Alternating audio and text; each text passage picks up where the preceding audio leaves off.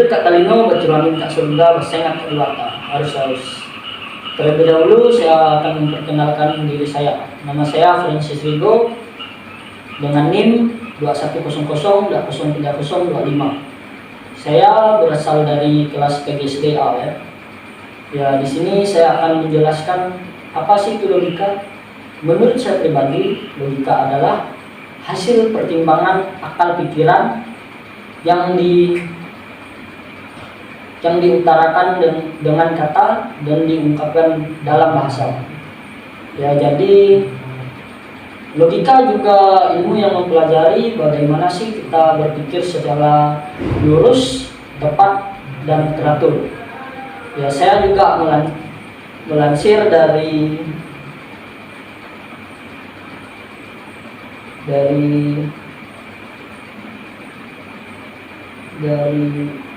i.mwikipedia.org ya, atau dari kompas.com, yaitu logika dalam ilmu pengetahuan digunakan sebagai kerangka berpikir yang logis, bersih, aturan-aturan benar atau tidaknya suatu praktek keilmuan.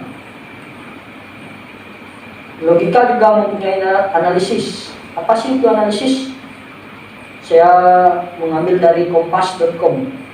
Analisis adalah penguraian suatu masalah ke elemen-elemen yang lebih sederhana untuk memahami sifat maupun fenomena yang terjadi dalam suatu ilmu pengetahuan secara logis. Contoh analisis yaitu dalam bidang perusahaan seperti SWOT ya, yaitu yang pertama itu ada aspek kekuatan, kelemahan, peluang, serta ancaman dalam suatu bidang.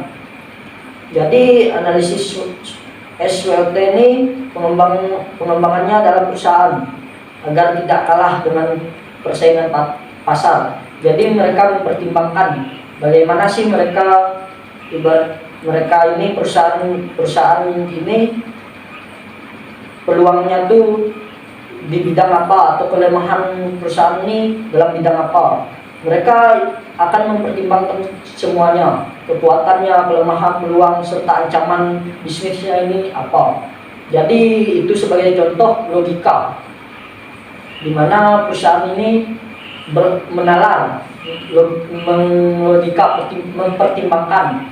mempertimbangkan di pasar, apakah ancaman itu banyak atau pesaingnya banyak dan kekuatannya itu banyak.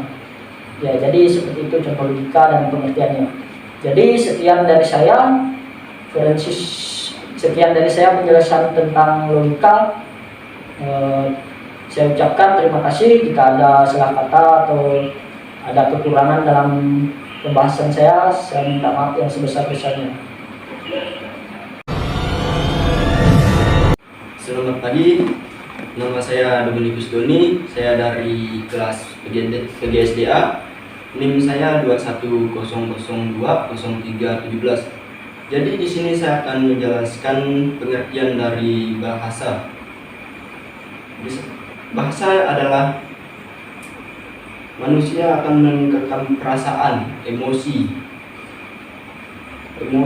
keinginan atau keyakinannya. Jadi di sini bisa disimpulkan kita tuh kayak pemikiran kita berbahasa dengan orang harus sopan.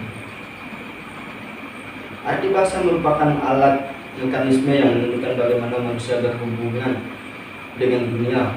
Jadi di sini kita tuh bukan hanya berhubungan dengan saudara, teman, atau orang-orang terdekat kita. Jadi kita tuh bisa juga berhubungan dengan orang asing yang belum kita kenal. Jadi itu ungkapan dari berbahasa, pengertian bahasa satu sama lain dan bahkan dirinya sendiri. Arti bahasa bisa sangat mendasar kehidupan manusia. Arti bahasa adalah rangkuman semua pengalaman manusia sejak permulaan umat manusia. Jadi mulai sejak kita dilahirkan dari kecil, kita sudah beranjak berumur 8 tahun sudah ngerti. Jadi di situ kita sudah diajarkan cara berbahasa yang baik dan sopan dan benar. Memutarkan bahasa atau terus berkembang. Arti bahasa terutama adalah alat komunikasi. Jadi gimana? Berbahasa itu harus terutama alat komunikasi. Jadi hampir semua selalu terjadi dalam semacam konteks sosial.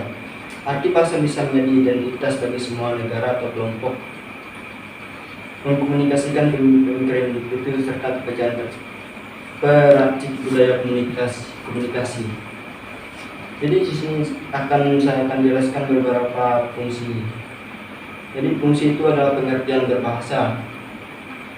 Ciri-ciri berbahasa itu yang saya tahu itu ada berbahasa cara tutur berbahasa yang sopan, yang baik, dan tidak ada yang buruk. Jadi saya mengambil rangkuman ini, saya revisi dan saya cari di liputan6.com. Di situ teman-teman bisa cari, browsing, bisa baca sendiri. Di situ sudah tertera dengan dijelaskan dengan secara rinci oleh liputan6.com. Jadi sekian dari penjelasan dari saya ucapkan terima kasih. Jika ada salah kata mohon dimaafkan. Selamat pagi teman-teman, perkenalkan nama saya Januris Jeffrey dengan NIM 210020331. Berikut ini saya akan menjelaskan mengenai materi penalaran.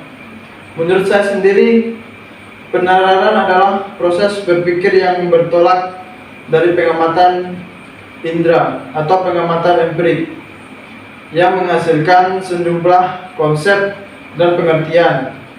Penalaran juga merupakan suatu proses berpikir manusia untuk mengumpulkan data atau fakta yang ada sehingga sampai pada suatu simpulan. Ciri-ciri penalaran sebagai berikut. Adanya suatu pola berpikir yang secara luas dapat disebut logika. Sifat analitik dari proses berpikir.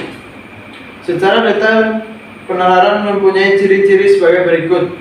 Ciri yang pertama adalah logis.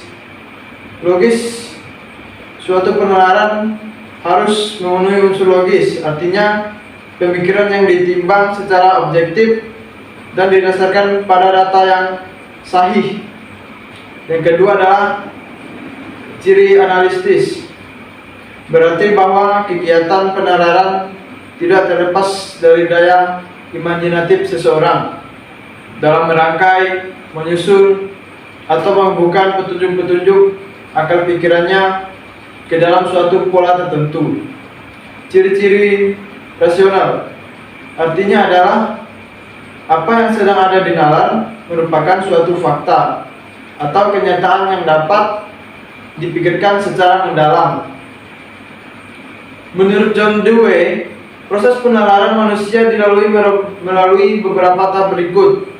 Timbulnya rasa sakit, baik dalam membentuk adaptasi terhadap alat, sulit mengenal sifat, ataupun dalam menerangkan hal-hal yang muncul secara tiba-tiba. Kemudian rasa sakit tersebut diberi definisi dalam bentuk permasalahan. Timbulnya suatu kemungkinan pemecahan yang berupa reka-reka, hipotesis, inferensi, atau teori. Proporsi atau term. Term adalah kata atau kelompok yang dapat menjadi subjek atau predikat dalam kalimat proporsi. Contohnya, semua tebu adalah term. Manis juga term, karena unsur-unsur tersebut menjadi subjek atau predikat kalimat bersangkutan. Proporsi adalah pernyataan yang lengkap dalam bentuk-bentuk subjek predikat atau kesatuan term yang membentuk kalimat. Contohnya, ayam adalah keras burung, adik tidak sakit. Contoh-contoh penalaran. ada dua contoh penalaran, yaitu penalaran deduktif dan penalaran induktif. Penalaran deduktif adalah proses berpikir yang dilakukan berdasarkan premis-premis berupa kebenaran umum yang kemudian ditarik kesimpulannya sebagai kebenaran baru. Penalaran induktif adalah penalaran yang bertolak dari pernyataan-pernyataan yang khusus dan menghasilkan simpul-simpul yang umum. Beberapa kesalahan penalaran. Yang pertama itu adalah kesalahan dalam menarik kesimpulan dedukatif, kesalahan dalam membuat kesimpulan umum, kesalahan dalam menarik analogi, dan kesalahan dalam memberi argumentasi. Sekian dari saya tentang materi penalaran logika. Terima kasih. Selamat pagi semuanya. Perkenalkan, nama saya Franciscus Egi, NIM 210020303027, kelas A Makul Logika. Di sini saya akan menyampaikan kesimpulan dari logika, bahasa, dan penalaran. Yang pertama adalah logika. Logika adalah hasil pertimbangan akal pikiran yang diutarakan lewat kata dan dinyatakan dalam bahasa. Sedangkan bahasa adalah merupakan alat atau mekanisme yang menentukan bagaimana manusia berhubungan dengan dunia, satu sama lain, dan bahkan dengan dirinya sendiri. Dan yang terakhir adalah penalaran. Penalaran merupakan proses berpikir yang bertolak dari pengamatan indera atau pengamatan empirik yang menghasilkan sejumlah konsep dan pengertian. Baik, demikian hasil kesimpulan dari kelompok saya. Saya ucapkan terima kasih.